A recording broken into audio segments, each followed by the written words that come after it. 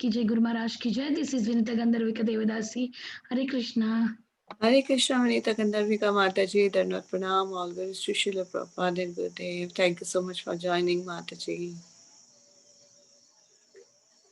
Hare Krishna. Hare Krishna Mataji, Dhanvat Pranam, all goes to Srila Prabhupada and Guru Maharaj. This is Lavanya from Dallas, Mataji. Hare Krishna. Hare Krishna, Lavanya Mataji, Dhanvat Pranam, all glories to Srila Prabhupada and Gurudev. Thank you so much for joining, Mataji. Is Maharaj joined, Mataji? Mataji. I think Maharaj has not yet joined. Yes. Okay, we can continue introduction. Yes. This is Sri Devi Dasi. Please accept my humble obeisances. All glories to Srila Prabhupada and our Gurudevs. I'm from New Orleans. Hare Krishna, Sri Devi Mataji, Dhanvat Pranam, all glories to Srila Prabhupada and Gurudev. Thank you so much for joining, Mataji. Thank you.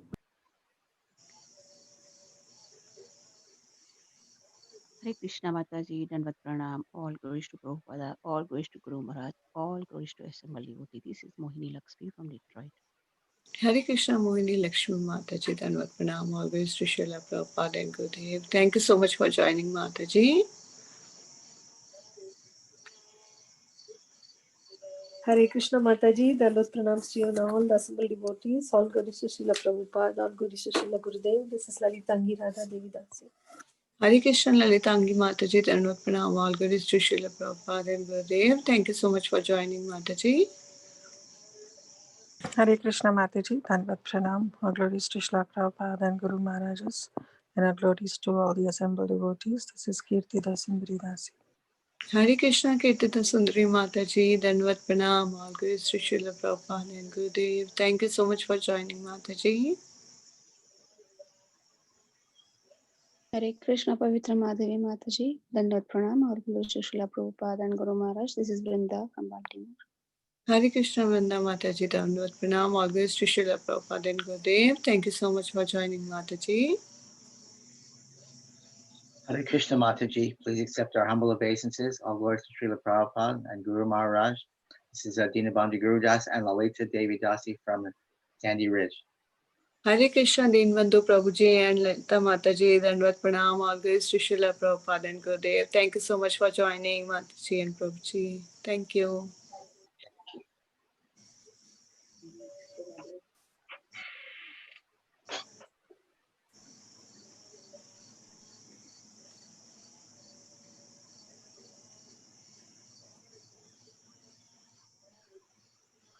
Hare Krishna, is there anyone else who wants to introduce?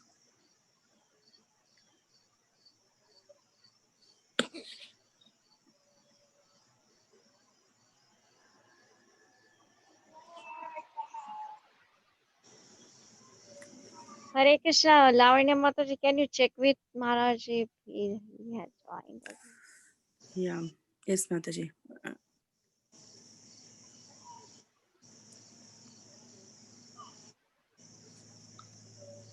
So we can chant.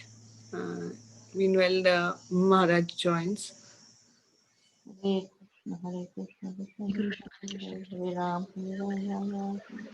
Hare Krishna, Hare Krishna, Krishna Krishna, Hare Ram, Ram Ram, Ram Hare Hare. Hare Hare Krishna, Hare Krishna, Krishna Krishna, Hare Hare, Ram Ram, Ram Hare Hare. Hare Krishna, Krishna Krishna, Hare Hare, Hare Ram, Ram Hare.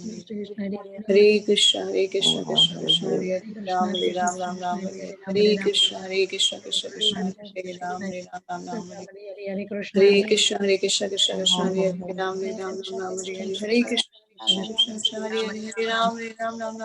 Hare Krishna, Hare Krishna, Krishna Krishna, Hare Hare, Ram Hare. Hare Krishna, Hare Krishna, Krishna Krishna.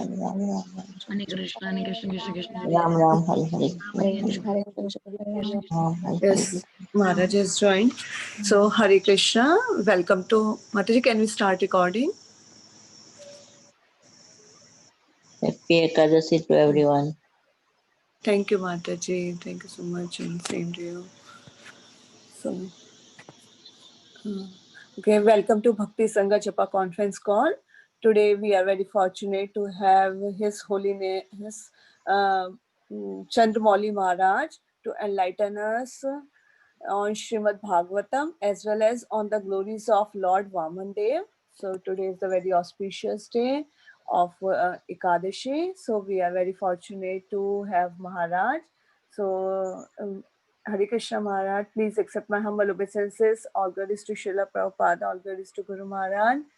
So thank you so much, Maharaj, for giving a valuable association and time. So now I would like to hand over the call to you. Thank you so much, Hare Krishna.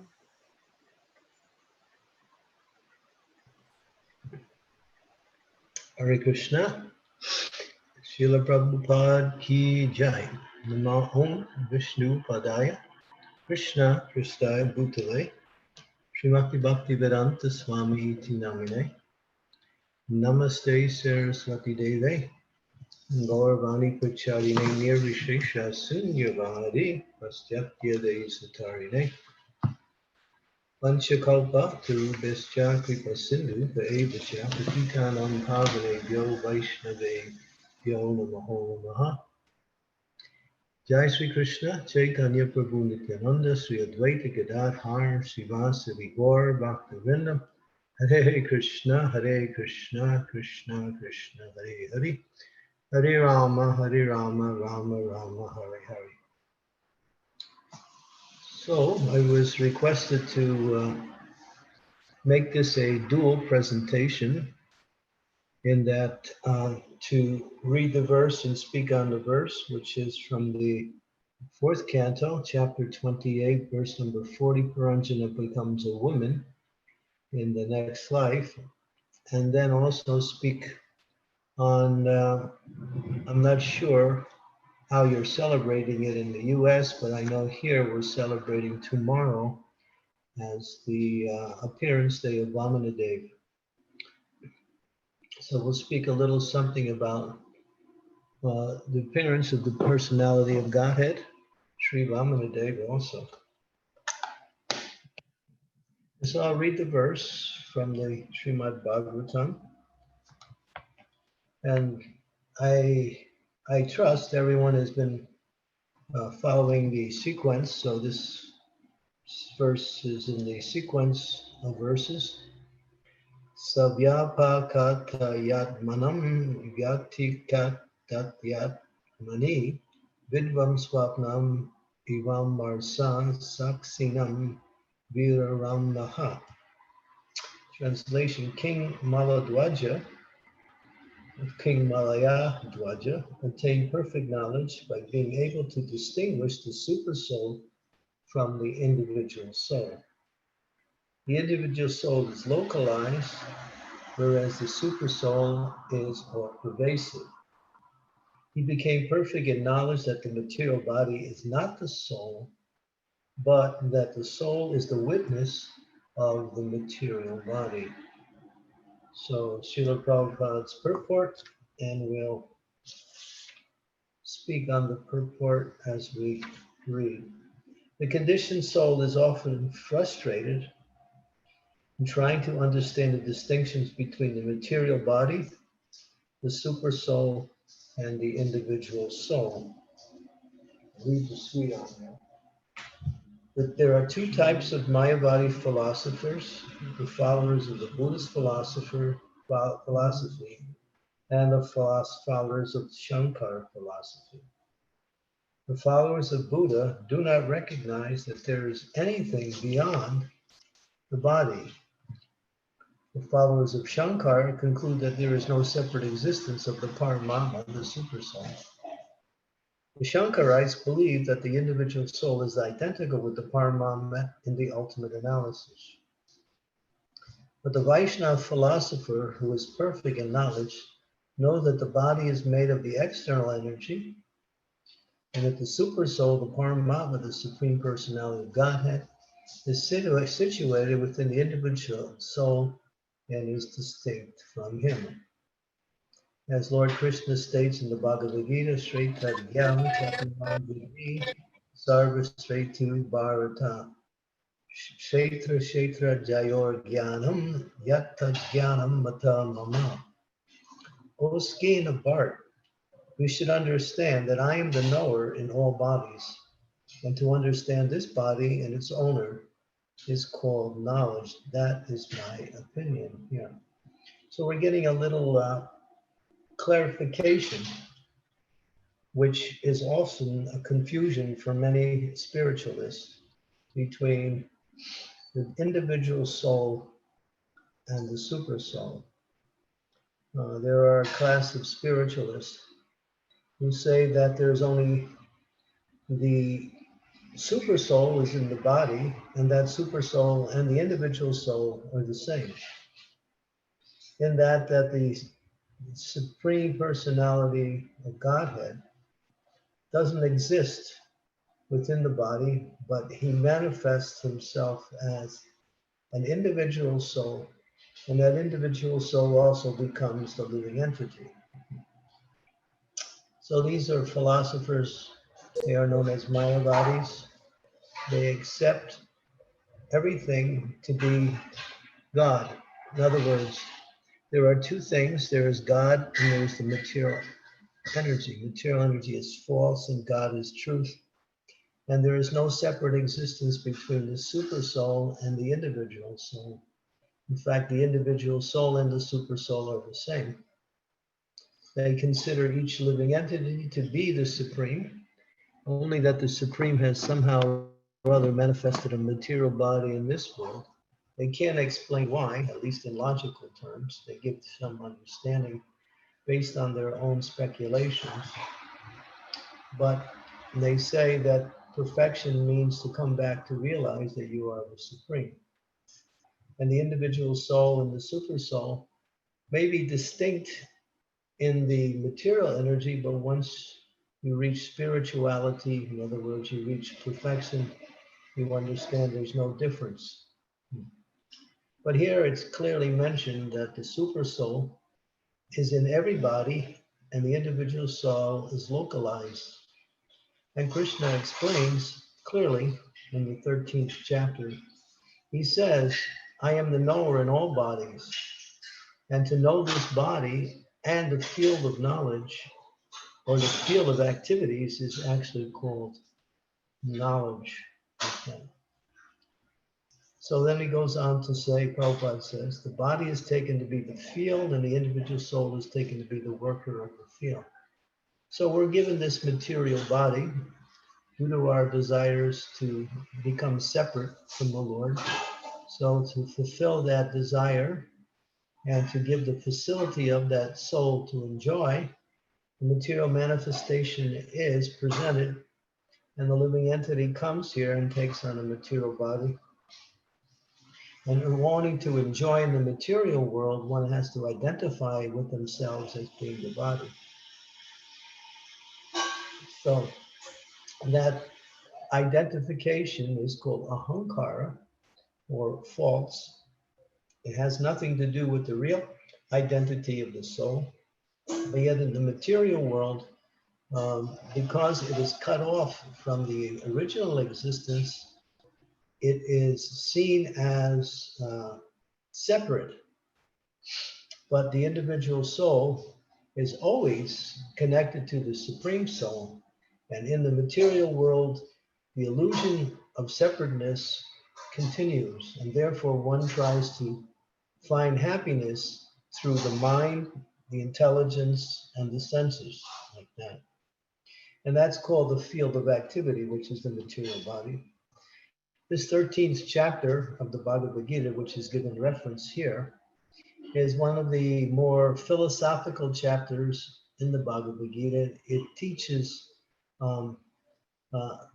Gyan, transcendental knowledge, in the understanding of the three aspects of existence: the soul, the Supreme Soul, and material energy, and their interaction and their interrelationship with others.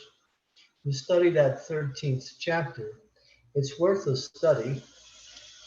There's one book that was published many years ago called the 13th chapter. And in that publication, there is many purports and explanations on each of the verses. It's a very important chapter to understand the relationship between these three aspects of existence. Now, the super soul, although it's in the body, it doesn't perform any activities in relationship with the body. It becomes what is called the witness. Krishna explains that I am the witness. Please don't make noise. Sorry about that.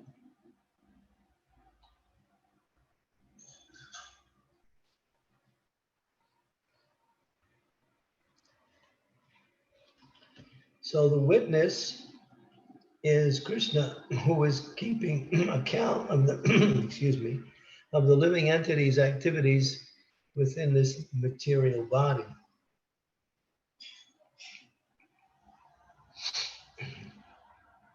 And we, the individual soul, in our field of activities, which is this material body, we extend that field beyond the body in terms of everything in relationship to the body, such as family, friends, society, country, everything that's connected with our body, either directly or indirectly. And that is our field of enjoyment, or the proposed field of enjoyment, like that. So it says here, the individual soul works and enjoys the fruits of the body, whereas the super soul witnesses the activities but does not enjoy the fruits of activities. So he mentioned that. The super soul is present in every field of activity, whereas the individual soul is present in his localized body. So Krishna explains that in the Bhagavad Gita, where he mentions that everywhere are his eyes and faces, and his heads and his mouth. He hears everything. He is present in all bodies simultaneously. So the Lord manifests his individual mercy manifestation to accompany a living entity in this world. So here it goes on to end the purport by saying, King Malaya Dwajana attained this perfection of knowledge and was able to distinguish the soul and the super soul, and the soul and the material body. So the perfection of understanding, knowledge, is to make this distinction between the three, the soul, the super soul, and the material body, like that. And realizing that each one is eternal and each one is individual. When I say eternal in relationship to the material body, it means that there will always be material bodies in the material world.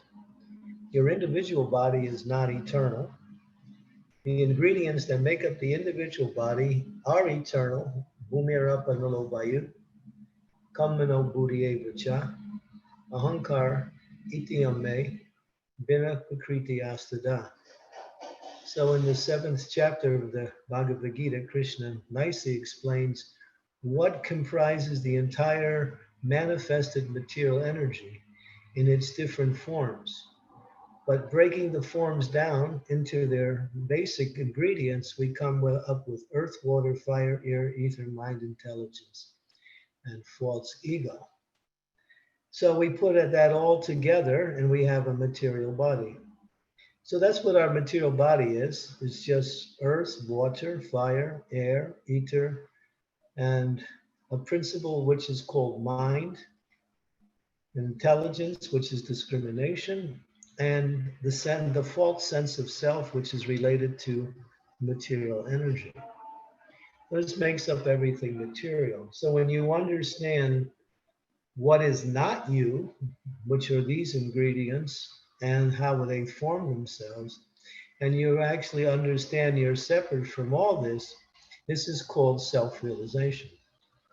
And then there's God realization, is that when you understand that God is also accompanying you in that body, and you realize the presence of the Lord within your body and in the body of all others. As Krishna mentions, Vidya, Vinaya, Sampane, Brahmani Gavi Hastini, Suni Chaiva, Swapake Cha, Pandita Samadarshanaha.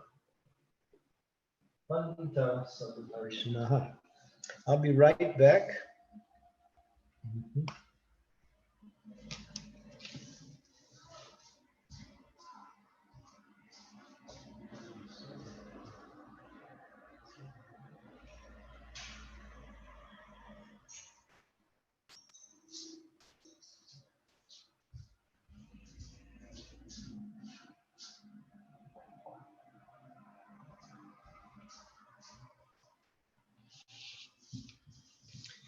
Excuse me for that. I had to do one little thing here.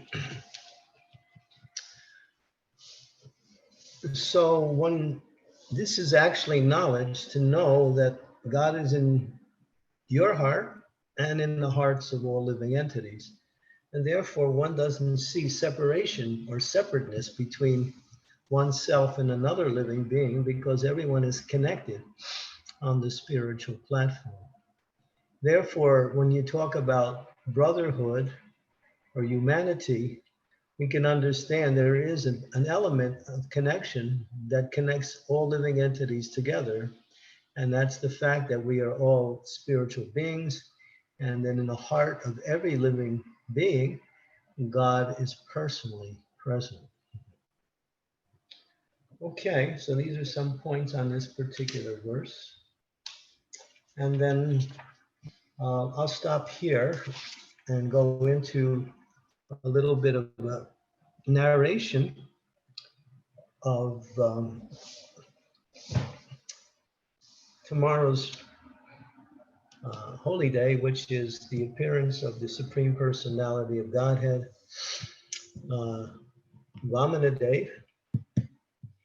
The Lord comes to this material world for many purposes, but he mentions those three of his main purposes are: one, to establish or reestablish religious principles once they have been lost; to remove those individuals that are the cause of irreligion; and to give pleasure to his devotees.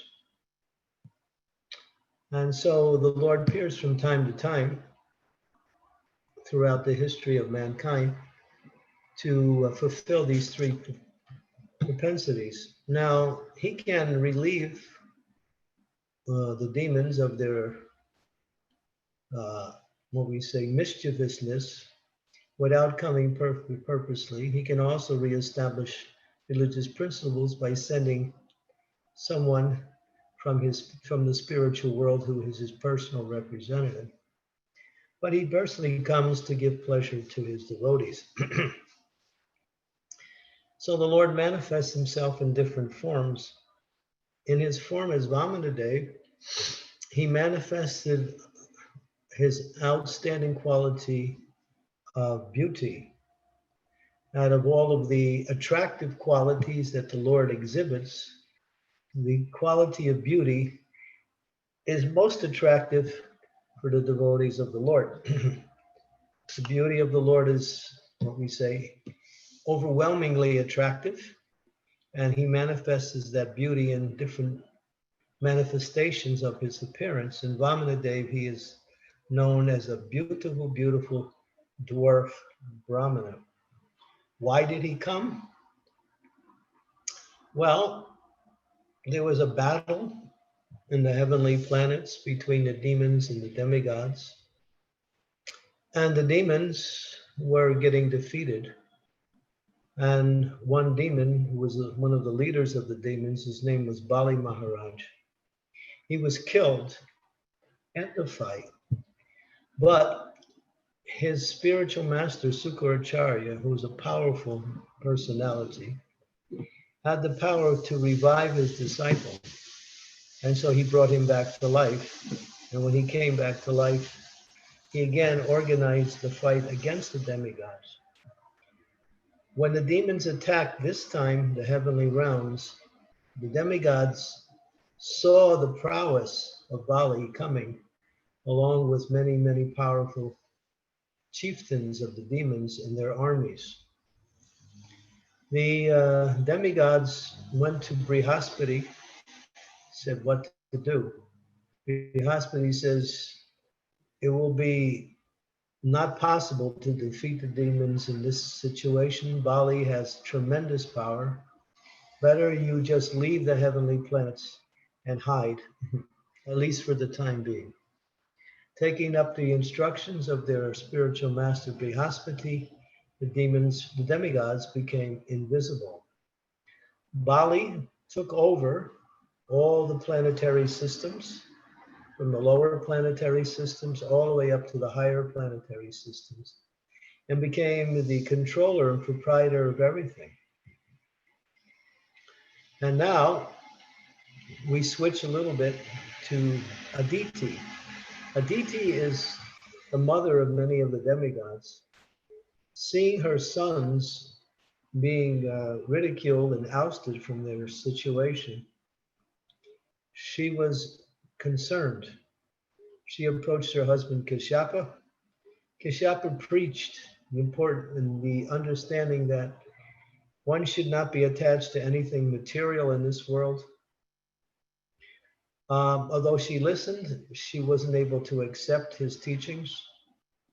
So then he gave her another instructions that you can prepare for the presence of the Supreme Personality of Godhead by performing this Pale Vrata sacrifice. He taught her the sacrifice. She performed the sacrifice. At the end of the sacrifice, she had performed it so expertly that the Supreme Personality of Godhead, Vamana Dev, appeared as her son. And it's described in the Srimad Bhagavatam, the beauty of Vamana Dev as he appears. It's very nicely described, his beauty. His forehands were decorated with conch shell, club, lotus, and disc. He was dressed in yellow garments, and his eyes appeared like petals of a blooming lotus. His body was blackish in complexion, lotus face decorated with earrings resembling sharks. He appeared very beautiful, and on his bosom was the mark of the Shrivats. He wore bangles on his wrists, armlets on his arms, a helmet on his head, a belt on his waist, a sacred thread across his chest, and ankle bells decorating his lotus feet. He was wearing an uncommonly beautiful flower garland, and flowers were extremely fragrant, with bees humming all around. The Lord appeared wearing his Kastuba gem, which is unique to the Lord's appearance. His effulgence vanquished the darkness of the home of Kashyapa. There was happiness in all directions, and the earth was jubilant. The hills, the mountains, the rivers, the streams, the oceans, and all living entities were filled with joy. Now, it mentions he appeared on the 12th day of the bright fourth moon of the month of Bhadra, which is tomorrow. When the moon came, he formed a very auspicious constellation, and it's described here. So the Lord appeared, and it's called Vamana Dwadasi, which follows the Ekadasi. And then it describes the glorification coming from the different higher beings. They're all glorifying the Lord. And then the Lord was decorated so nicely, but yet he was given so many other gifts by his mother. And she gave him, it's mentioned here, Mother Earth gave him a deer skin. The demigod of the moon gave him a Brahman Danda. His mother gave him a cloth for underwear, and an umbrella was given, a sacred thread was given, and a straw belt was given. So many gifts were given to the Lord. After the Lord was received nicely, he went on to his mission. What was his mission? To visit the assembly of Bali Maharaj. Bali Maharaj was the king of the demons, and he was very inclined to give charity to Brahmanas. Many Brahmanas were there in his assembly, and because the Brahmanas had favored Bali, Bali and the demons were what we say unconquerable. Sometimes you see that. Of course, nowadays people don't perform any austerities, but in Vedic culture, both the demons and the devas would perform austerities, and many times the demigods, the demons would receive the favor of the Brahmanas, and because of receiving the favors of the Brahmanas by performing austerities to please them, they became powerful and received many, many boons in return. We have the example of Hiranyakashipu, who pleased Lord Brahmana. So when Bali came into the assembly, when Vamana came into the assembly of Bali Maharaj, an effulgence spread throughout the whole assembly. The Brahmanas who were sitting immediately rose from their seats and offered prayers and respects to this honored guest. Bali Maharaj immediately got down from his throne, welcomed the Lord, and washed his feet. Bali, the Lord was wearing a Brahmin thread, so Bali could understand, oh, here is a very saintly and learned Brahmana. Therefore, and being overwhelmed by the presence of the Lord, his beauty, and just by his presence, Bali's mind and heart was attracted to the lotus feet of the Lord. Excuse me, and devotion. Bali is expert and very, what we say, magnanimous in giving out charity. So he said to Vamana Dev, you've come from such a noble family, and you are able to give charity. I'm sorry, that's the wrong verse here. He said,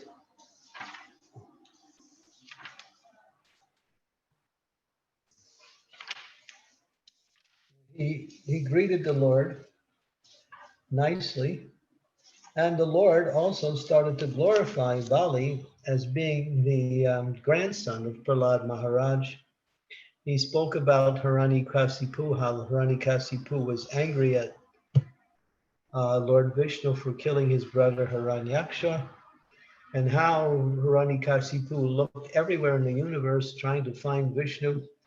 He couldn't find Vishnu, so he concluded that Vishnu was no longer existing. So there's a nice glorification of all the family members of Bali Maharaj by the Lord. The Lord is glorifying Hiranyakashipu, Hiranyaksha, Prahlad Maharaj, Virochana, Bali Maharaj's father, how he was very affectionate towards the Brahmanas. He said, you are also expert at religious principles. All your forefathers are great heroes. You come from I have come to only ask for 3 paces of land, the measurements of my steps. The Lord said, O king, controller of although you are very magnificent and able to give me as much land as I want, I do not want anything from you that is unnecessary. And then this is an interesting verse. If a learned Brahmin takes charity from others only according to his needs, he does not become entangled in sinful activities. And Prabhupada's purport is very illuminating and explaining how one should accept charity according to one's need. and not be greedy for more.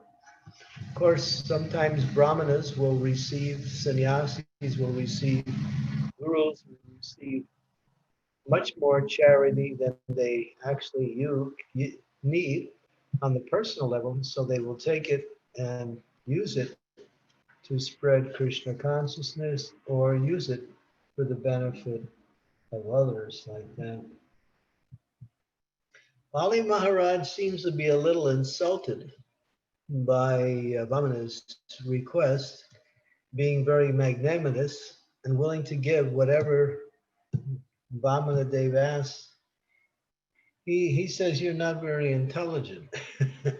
Your intelligence is insufficient. I'm the proprietor of the universe. What will your 3 steps of land do? You're only a small boy. You may ask for me anything you wish, and I am prepared to fulfill your request. And then we have a key verse. My dear king, the Lord responds, even the entirety of what there may be within the 3 worlds to satisfy one's senses cannot satisfy a person whose senses are uncontrolled.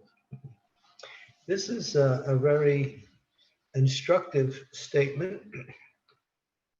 We find that there is an element, very strong element, in this world called greed. Greed destroys all good qualities. Because people are greedy, they suffer. And because there's greed, everyone suffers.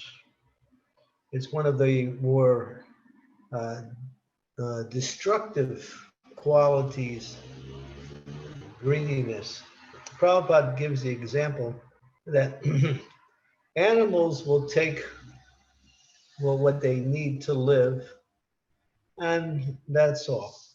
They'll take what they need, they won't store for the future.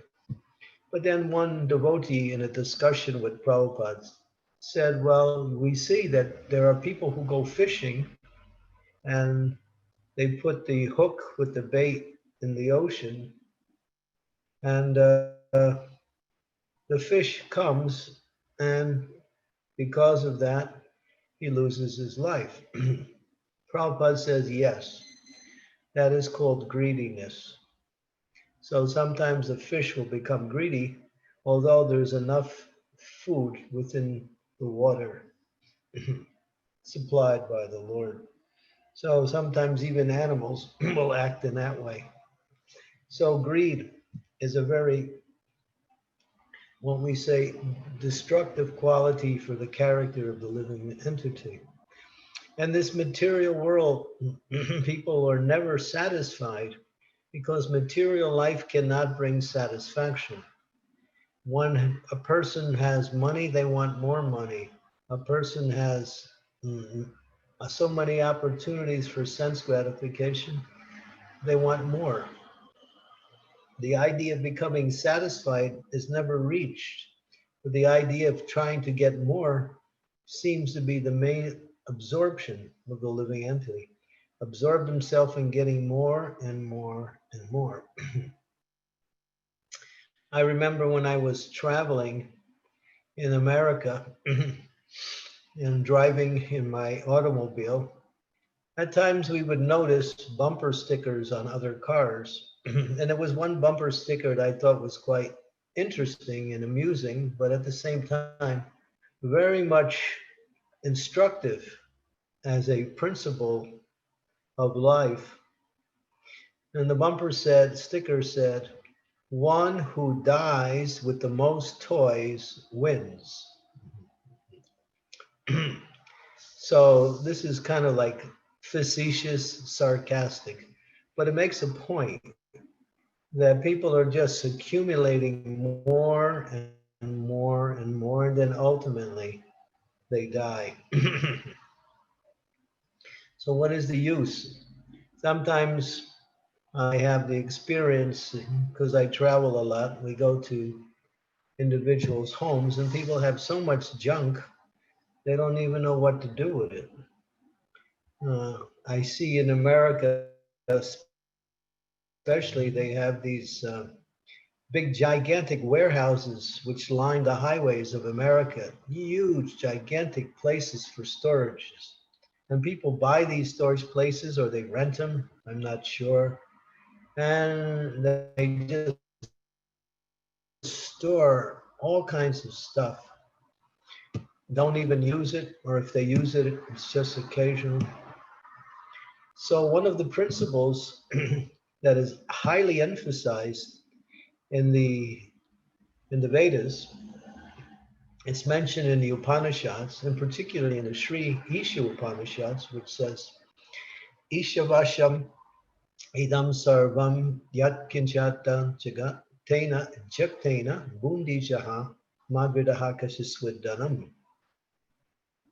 And translation is, everything owned, everything animate and inanimate in this world is owned and controlled by the Supreme Personality of Godhead, but one is entitled to their quota.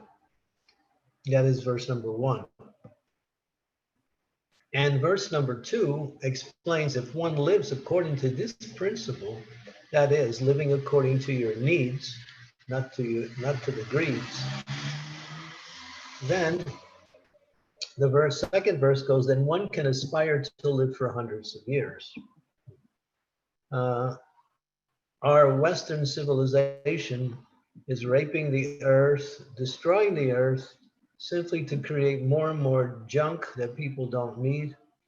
It's polluting people's minds, it pollutes people's existence, and it's raping the earth of its natural resources. So this goes on as what they say, economic advancement. They use nice terms to somehow or other cover over what is actually the reality. I remember I was traveling and I was at one person's house, and he was telling me that there's people who they study your spending habits by through your computer. They can understand how you buy, where you buy, what you buy, and then they bombard you with similar items of interest through various types of advertising, like that, knowing that these are the things that you're interested in. So this goes on as economic development, material franchising, but actually it is simply sinful activity that pollutes the earth and pollutes people's minds. So Vamana Deva is making a nice point here, that one whose mind and senses are uncontrolled, no matter how much they get, they're never satisfied. And one whose mind and senses are under control and fixed on the Lord, it doesn't matter how much they have or they don't have, they're happy. The principle is happiness and not material acquisitions. And so material things cannot give you happiness. As it's explained, nowadays people have a tendency to put material items over personal relationships. They value material items more important than relationships with other living beings, and sometimes kill each other over these things. So this goes on today as so-called advancement of society, but it's actually demoniac culture. So Vamana Deva is making a nice point. Now, Sukracharya, he's sitting by. Of course, the Lord goes on to say how other great kings and Maharajas had proprietorship over the earth, but never achieved satisfaction. And the Lord says something interesting. He said, one should be satisfied with whatever he achieves by his personal destiny, for discontent will never bring happiness. A person who is not self-control will not be happy, even possessing the three worlds. And the Lord goes on to explain his principle in more detail. Therefore, he says, I only ask for 3 places of land. Now, Sukracharya, the spiritual master of Bali, is sitting there and listening to all this. Now, Sukracharya is concerned. He understands that this is Vishnu, and Vishnu's come on behalf of the demigods to take back all the possessions of the demigods. And therefore, he starts preaching that you have promised to give it him, but you did not chant the word Om. Therefore, you do not have to fulfill your promise. Because when one says Om before one makes a vow, then one cannot withdraw from that promise. But you did not chant Om, so therefore you can withdraw from that vow. And then, of course, Sukracharya, in a very detailed explanation, explains what's going to happen if Bali Maharaj goes along with fulfilling his promise to Vamana Dev. And then this ends the chapter.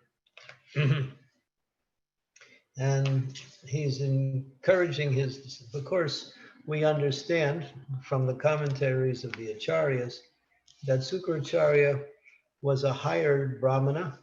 Although he was a powerful spiritual teacher, he was in the line of seminal Brahmanas, and he came to Bali and he was living very nicely by the grace of Bali Maharaj's acquisitions.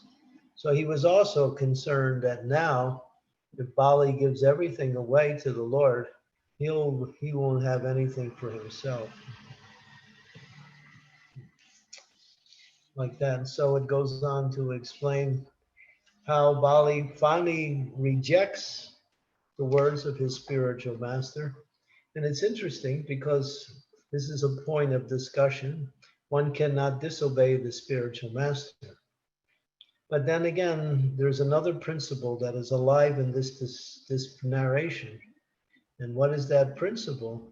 Is that the spiritual master is supposed to bring one to the Lord. And here the spiritual master is taking one away from the Lord. So therefore, the spiritual master becomes what we say, asara. Asara means he has no more ability in that role as a spiritual master. He becomes useless.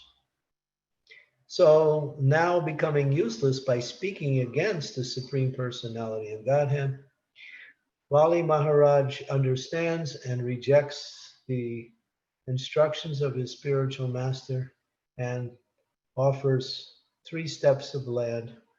And of course, we understand the Lord, on his first step, it took the lower and middle planetary systems.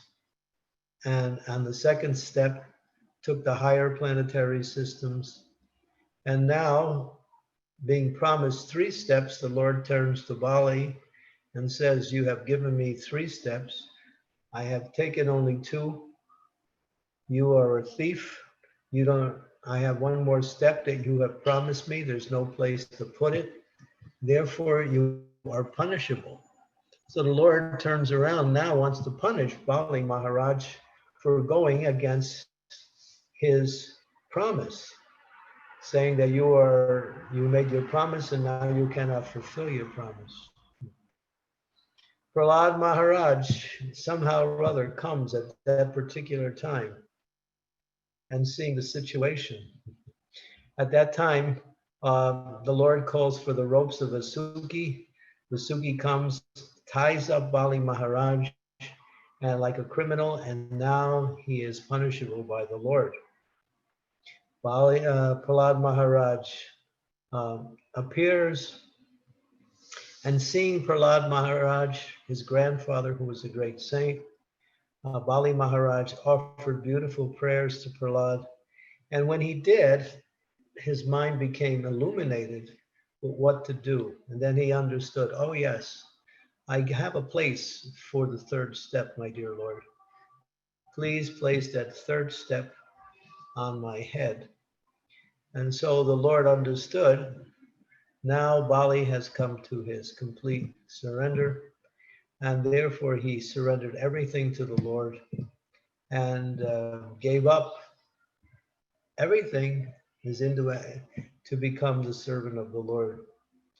The pastime goes on, how the Lord was very pleased with Bali Maharaj and awarded him a place in a place called Sutala, where Bali Maharaj would have his own planet, and at the same time the Lord would be his personal servant in that planet. And so the Lord became the personal servant in another manifestation of himself, and that is still today existing.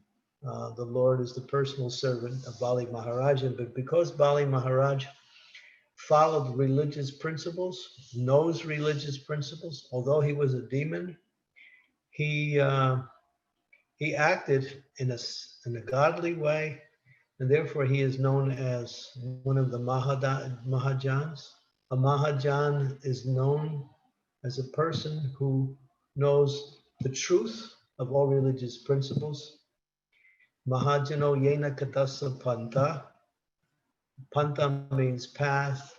Mahajano yena, one should follow in the path of the Mahajans who teach eternal religious principles. There's one verse in the Srimad Bhagavatam where Yamaraj, who is one of the Mahajans, lists all of the Mahajans. There are 12 Mahajans. Bali Maharaj is one of them. He is also known as the person who teaches full surrender unto the personality of Godhead. Of the 9 angas of devotional service, 2 of them, becoming a friend to the Lord and surrendering everything to the Lord, is on the platform of spontaneous devotional service. The other 7 are within the category of Vaidhi Bhakti, but becoming a friend and surrendering everything is only done in Raganuga Bhakti. And Bali Maharaj was the personification of the perfection of surrendering everything to the Lord, and the Lord was very pleased. But a lot of the personalities around, Sukracharya, he was so angry he cursed his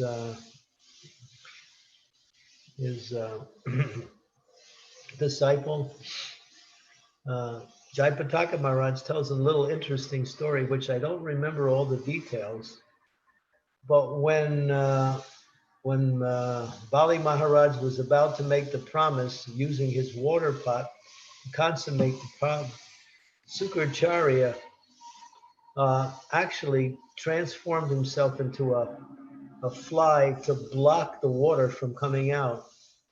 But somehow or other, Vamana Dev saw that and punctured the eye of the fly. And because of that, there was 150 years where from the time of Lord Chaitanya's associates had left the planet, when all of Lord Chaitanya's associates had left the planet, the time when Bhakti Vinod Thakur reawakened Lord Chaitanya's movement, there was 150 years.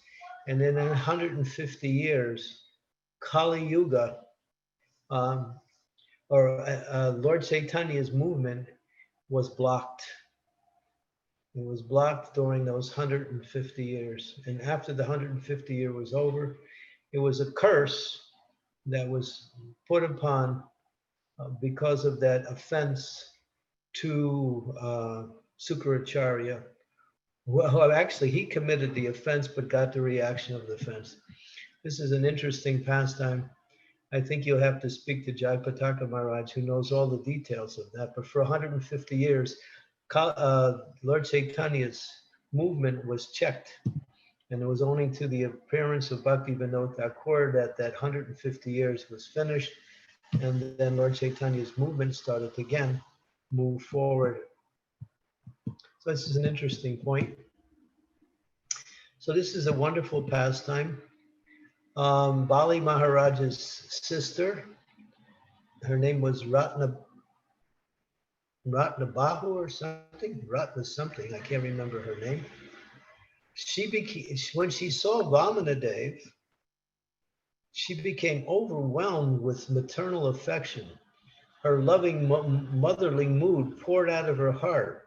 But then, after seeing how Vamana Dev took everything away from her brother, she became angry at the Lord. So she exhibited this combination of maternal affection and anger. And in a later birth, she took birth as Putana witch and was killed by Krishna. And then, of course, because she had that maternal affection from a previous life, the Lord actually elevated her to a very high stage of liberation on the same level as Mother Yasoda. And so that's an interesting point with that. And of course, now that all the possessions were back within the demigods took over. And then, of course, as you read, there is another battle. The demigods again fight with the demons, and the demons are easily destroyed, and the demigods take over the heavenly realms again. Like that.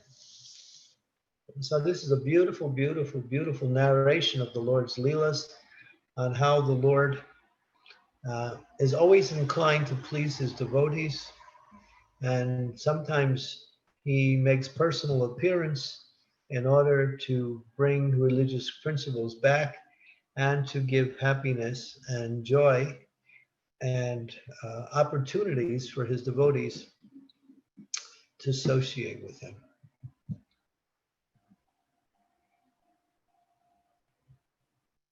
Okay, so these are some of the pastimes. Tomorrow is also the appearance of Jiva Goswami. So tomorrow is a wonderful day, both appearance of a great Acharya and at the same time the Supreme Personality of Godhead. Like that. So that's Vamana Dwadasi, like that. And therefore, we don't follow the fast on the Ekadasi because one cannot break it on the appearance day of the Lord. One has to break the fast, and therefore one cannot fast on the appearance day of one cannot break the fast of the appearance day of the Lord. And therefore, we're fasting tomorrow, half a day for Vamana Dwadasi, like that. And the titi for breaking the fast is on the following day, like that. So it's an interesting, most unusual combination of Ekadasi, Dwadasi, fasting and break fast. Okay, so make sure you get that right. I've seen in the future the devotees sometimes make a mistake. I'm here in Europe. I'm not sure exactly how it's done, whether your schedule is the same. But tomorrow we honor Vamana's appearance day, and we also fast for the Ekadasi on the same day. And then the following day we break the fast like that. So Vamana Dwadasi becomes the fast for the Ekadasi. Okay, and these are some, points that we might find useful. All right, so we'll open it up to any comments or questions on either the verse we spoke on from the 4th canto or on the appearance of Vamana Dev. Hare Krishna Maharaj. Yeah, I'm actually confused about the fasting rules. Now, in my neck of the woods, Ekadasi is today, and we're supposed to break our fast tomorrow morning. So, can you kind of explain again how this works? Is today Vamana appearance day for you? Yeah, Hare Krishna Maharaj. Please accept my humble obeisances. All glories to Srila Prabhupada. Maharaj, in US we are celebrating today the Ekadashi. And Vamana also. And appearance day of Lord Vamana. Yeah. So yeah, that's fine. And tomorrow, so you fast on Ekadasi, and you also. But today was a half a day fast in the morning, right? Yes, Maharaj. Although it's the Ekadasi, you also fast a half a day for Vamana. And tomorrow you break the fast, that's all. Okay. So the extra is that you fast in the morning today from all foods, along with fasting on Ekadasi. And so we're supposed to break our fast at noon today? No, tomorrow.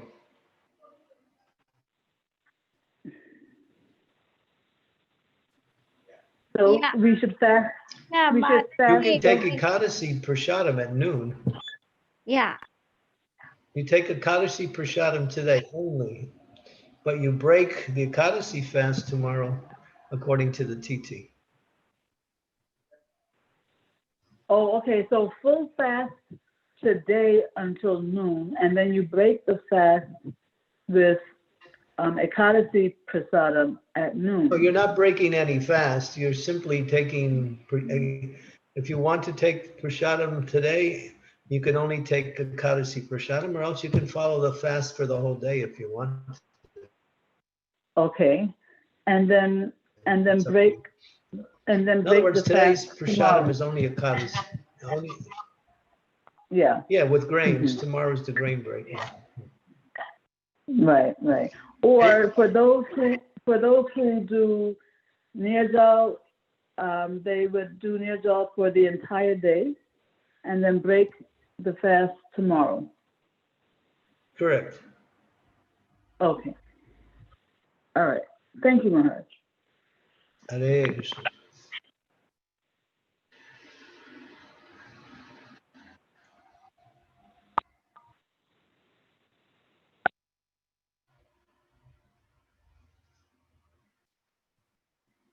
Hare Krishna Maharaj, Dandavad Pranam. Please accept my humble obeisances. All glories to Srila Prabhupada. Maharaj, Your volume is too low. I can hardly hear you. Can you hear me, Maharaj, now? It's a little better, but go higher. Okay, I will try to be louder, Maharaj. So you mentioned a book on chapter 13 of Bhagavad Gita. Yeah, it was done by what's his name? One of our former sannyasis. Can't think of his name. Is the book still available, Maharaj? I have a copy. Okay. I don't know if it's still available. It's by Harikesh. Okay. So it's not, I mean, to buy it may not be available, right? Do some searching around. Go see if you can find it on Amazon. So is this, what's the name of the book, Maharaj, so that we can search? It's called 13th chapter. Okay. Thank you so much, Maharaj. I just wanted to know. Harikesh Maharaj, and that was published at least 30 years ago, though. Okay, I can try to find the. Thank you, Maharaj, for telling it. Thank you, Maharaj. Nowadays, you can find anything. Thank you, Maharaj.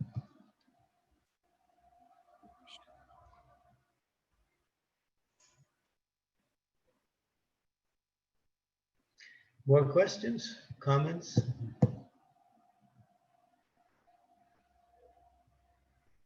Hare Krishna Guru Maharaj, please accept my humble obeisances. All glories to Srila Prabhupada. All glories to your lotus feet, Guru Maharaj. Is Shamarani speaking. Okay. I just have one question about going back to the charity. You said if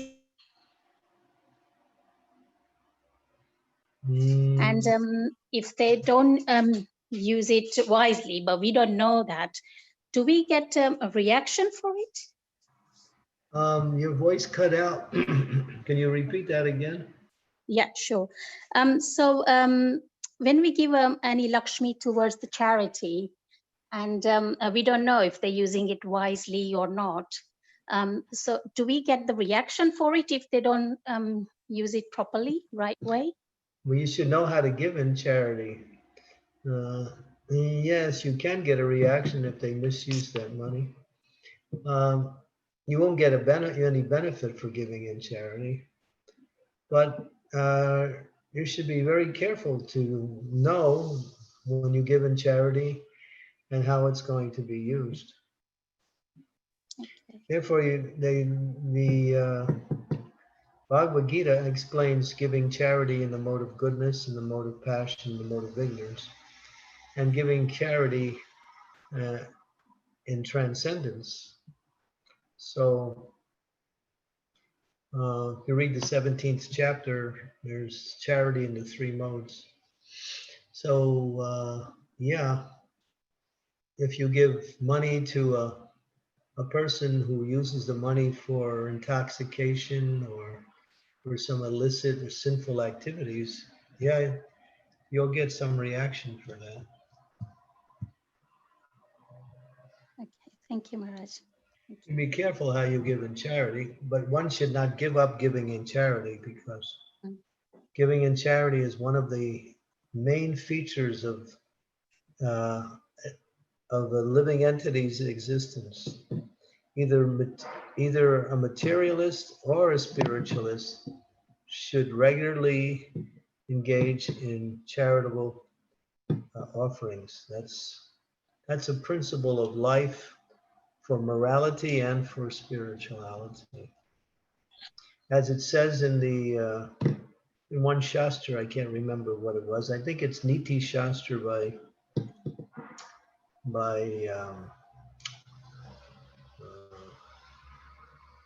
what's his name? Chandaka Pandit. Chandaka Pandit says, there's three things you should always be satisfied with, and three things you should never be satisfied with. And the three things you should never be satisfied with is chanting the holy names. You can't get enough of that. Speaking the glories of the Lord. You can't get enough of that. And giving in charity. You can't get enough of that.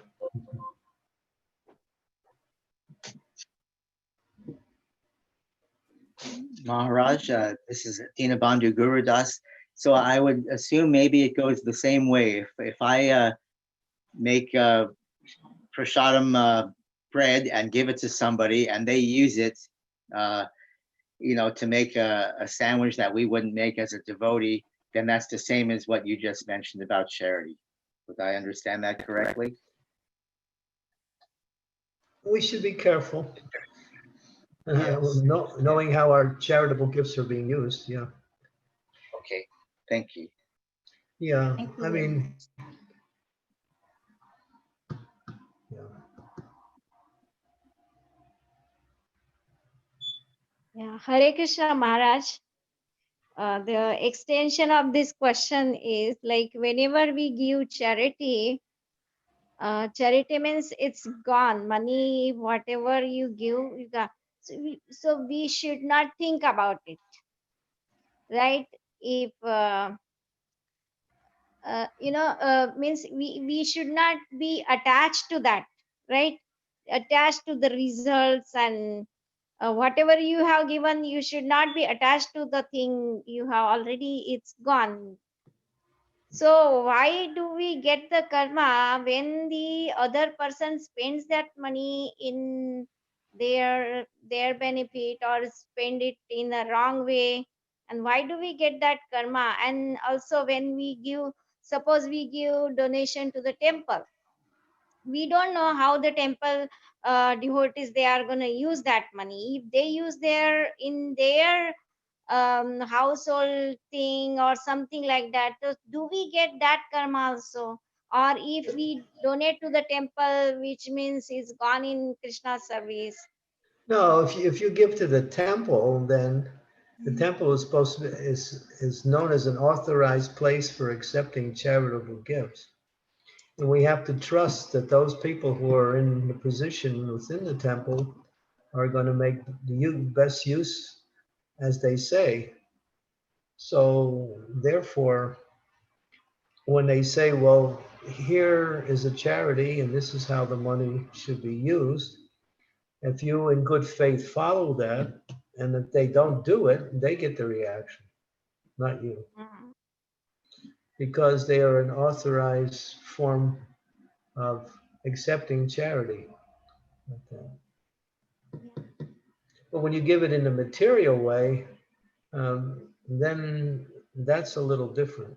When you give it to devotees, it's a lot different. Yeah. Thank you, Maharaj. Okay, thank you. No, there's no karma for you. Don't worry about that. Because you gave it in good faith and you gave it to the right place, then you'll get the benefit of giving that charity. Well, we're not interested in benefit anyway. We're interested in that the money given will be useful for something spiritual. Yeah.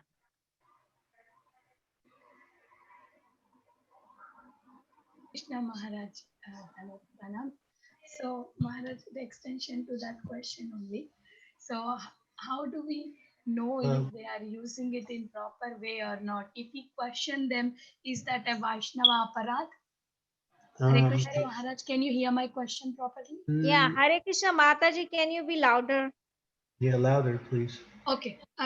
Maharaj, an extension to that similar question, if I inquire about that, whatever the donation that I have done, is that called as Vaishnava Aparad? How do I do if I ask the person whether it is properly did or not? How do I inquire? If I inquire, is that a wrong way? Or is that a Vaishnava Aparad? How can I understand that? Could you hear Maharaj? Otherwise, I will join further. If you're giving in charity, you should know all the answers before you give, and then don't worry about it. It's not that you have to make an investigation about where your money went after you gave it. First of all, you understand, all right, this is what the charity is about. This is how the money will be used. You know, when you give to materialistic charitable funds, they have hired people there. And so they pay people and they take a percentage of the money that's donated to pay the wages of the people that work. So you know that not all that money is going to go to the actual charity. Sometimes only a small portion goes. Well, when you're working with devotees, if you're giving to a temple or if you're giving to a spiritual project, then you just give. You should think ahead of time, just like right now during this coronavirus, there's been a lot of requests from temples to help support their needs because of the decline in amounts of money coming in. So there have been requests and we send in some money to help the different temples.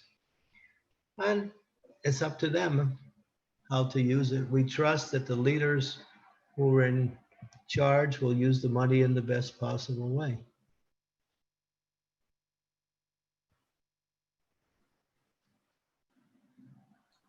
Thank you, Maharaj. Thank you so much. Yeah, no need to make it any investigation.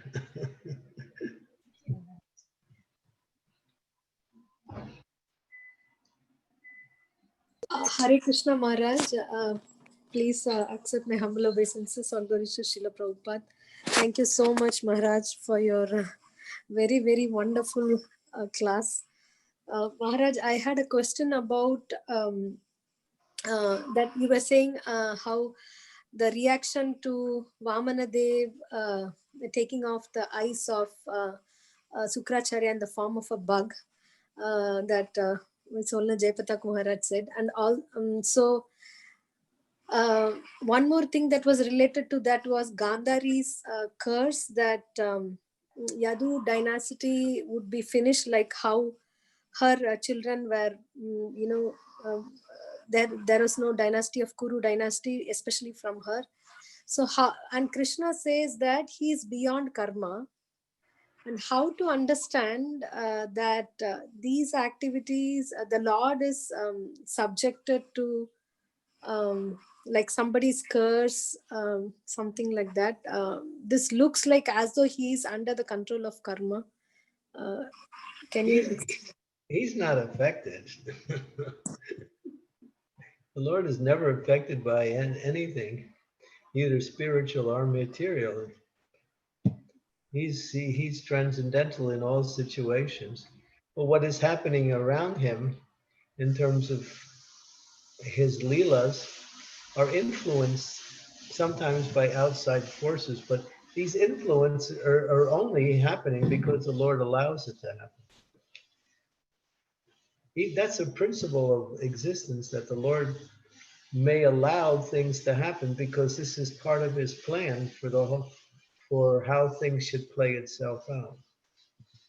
The Lord is using other people in order to facilitate his desires. It's like the battle of Kurukshetra, he said, I'm not going to fight. And so, but when it came time to defend Arjun, the plan changed and he fought anyway. And he fought against Bhishma Dev. But that was Bhishma Dev's desire, and also the Lord's desire to give mercy to Bhishma Dev. So everything what happens in the Lord's Leela, as far as he is concerned, is transcendental. He never touches the material energy, nor is he affected by anything. We also have the example of, okay, so there was one devotee, his name was Kundali. So you know Ranchar, right? You know the story of Ranchar? Your volume went off again. I can't hear you. Yes, Maharaj. Yes, the Ranchor is Krishna running away in the battlefield. No, not that one. What is it? Not Ranchar. What's his name? When Krishna came to see his devotee, Kundali, but Kundali was taking care of his parents. Yeah, Vittal, yeah. Vittal, yeah. So when he came to see Kundali told Krishna, you wait, I'm busy, I have to take care of my family. So Krishna stood on a brick with his arms at his waist and like that waiting. And then when Kundali didn't come out, he just manifested himself in that form and left. And that became a worshipful deity. So is Krishna affected by Kundali's decision not to see him? No. That was a pastime so he could manifest that form in order to show the glory of his devotee. So the Lord might interact with the devotees there. Wait a minute. And so he may do that, but that's part of his leelas anyway.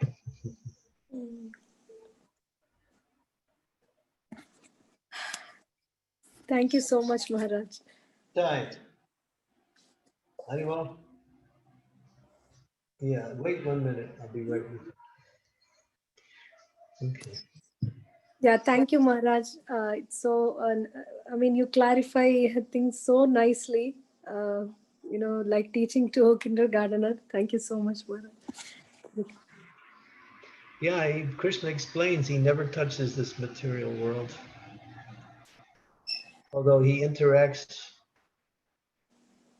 in the material world, but he doesn't touch the material world, nor is he affected by the activities.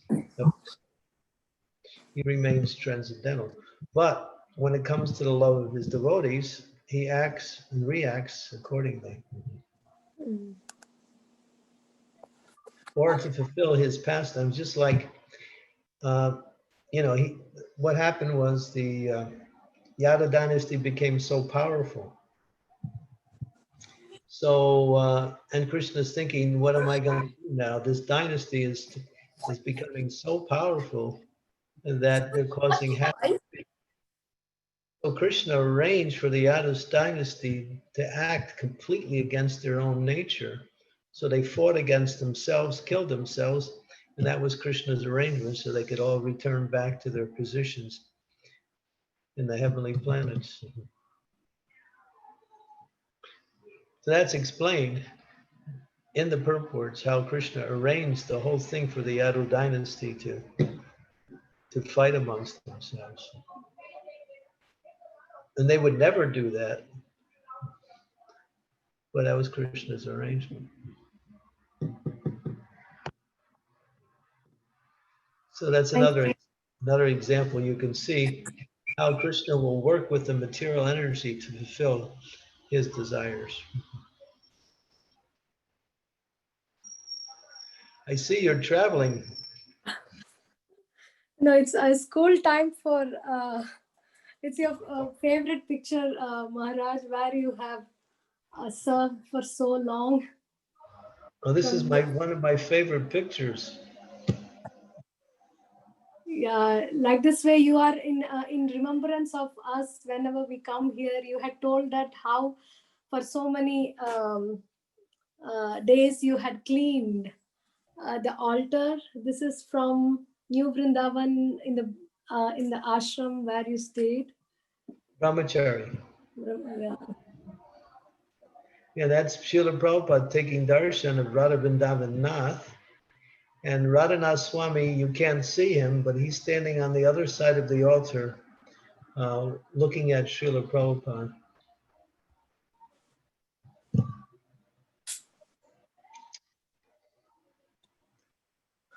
That was my Prabhu Desh for many years.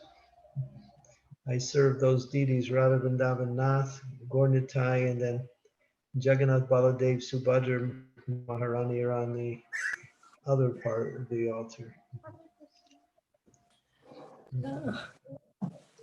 Maharaj, this was in the farm, the first temple in the farm. Is that where it is right now? Correct. Yeah, we happened to go there 3 years back when we were there. We spent almost 2 hours in that area just looking into and remembering all the difficulties you have gone through. Yeah, difficulties are part of life. We're still going through them.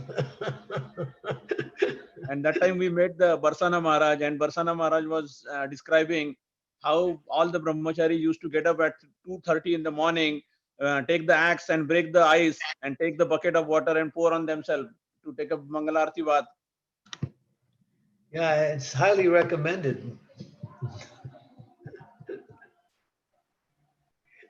We recommend those of you who want to understand the deeper philosophy of Krishna consciousness, you should perform these similar austerities. Haribol.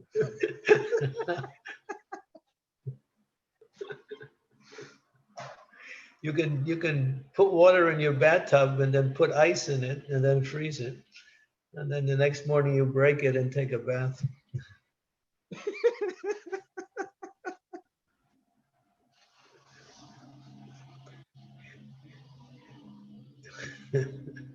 So that time we visited Bahulavan, we visited the old workshop building. Even though they don't allow it to go, we passed through that, and we had a Maharaja's class there on Bahulavan Hill. Well, you're very fortunate to get the association of Varsana Maharaj, which is very rare and hard to get. He's such a great soul. He's a very special personality. stays within New Vrindavan, and he's cultivating the beautiful area known as Barsanadam, which is a section of New Vrindavan which he's developed. So we learned that he was assigned a task of plowing the land and making it cultivable. And even today, he is using the machines and clearing the lands and making sure that land is available for devotees and serving Krishna. So great austerities. If you listen to him speak Krishna Katha, you will be amazed. When he speaks Krishna Katha, it's spontaneous and it's so beautifully described. He is a very special personality. All the Srila Prabhupada disciples are special, but some of them are very special. Yes. Yeah, to get Maharaj's association, you have to go to New Vrindavan. And even if you go, you have to search out that association. So. We were lucky, we had a chance, and we stayed there for almost 6 days. And within those 6 days, we got to meet him a couple of times. Yeah. He gives wonderful classes on Krishna Katha, Krishna Leelas, Krishna's appearance days. Yes, it was a very wonderful class he has given on the top of the hill when the first time the new Bhagavatham temple was inaugurated, and Prabhupada came there for 2 days, and Prabhupada had given a class on the hilltop.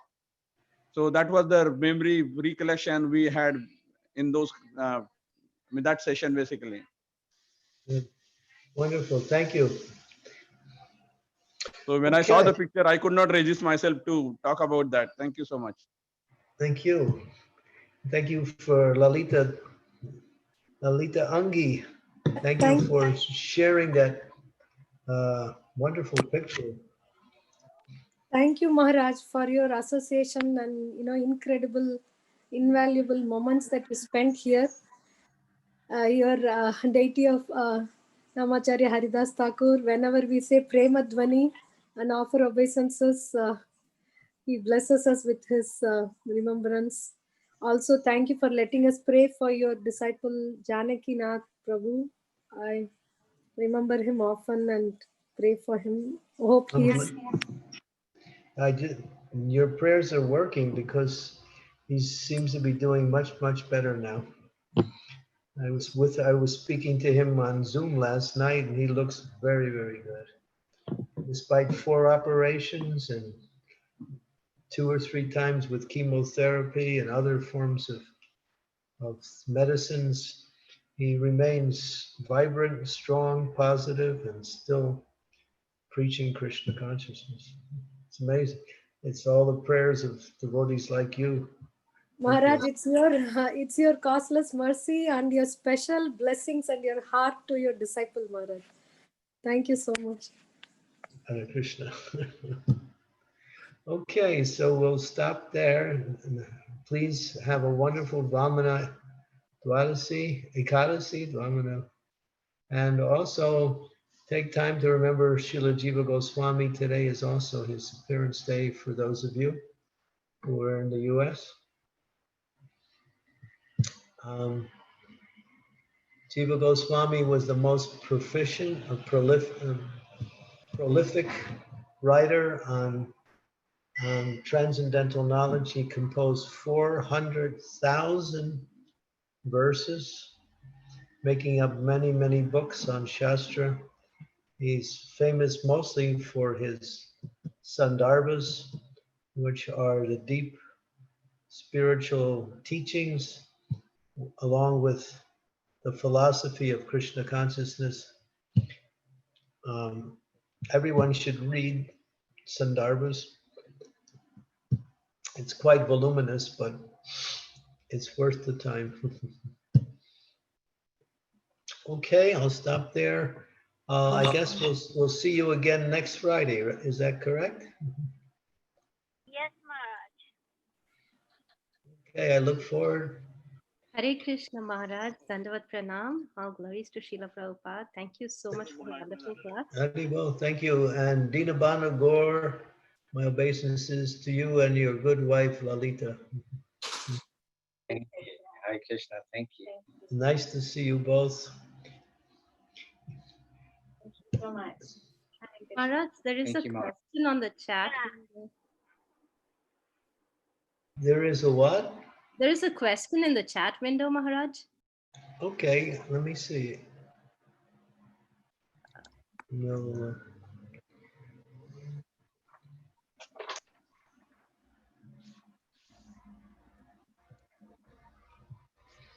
This is from Rashmi. Can we give charity in the name of departed souls in case if we have misgiving charity to them when they were present in this material world? What would that charity be?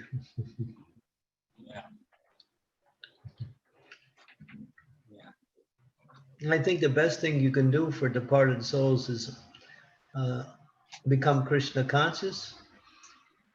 And by the power of your Krishna consciousness, you can push them on to higher and higher realms of existence. And at the same time, you can offer beautiful prayers to Krishna that showed his mercy upon them. I think that would be the best charity.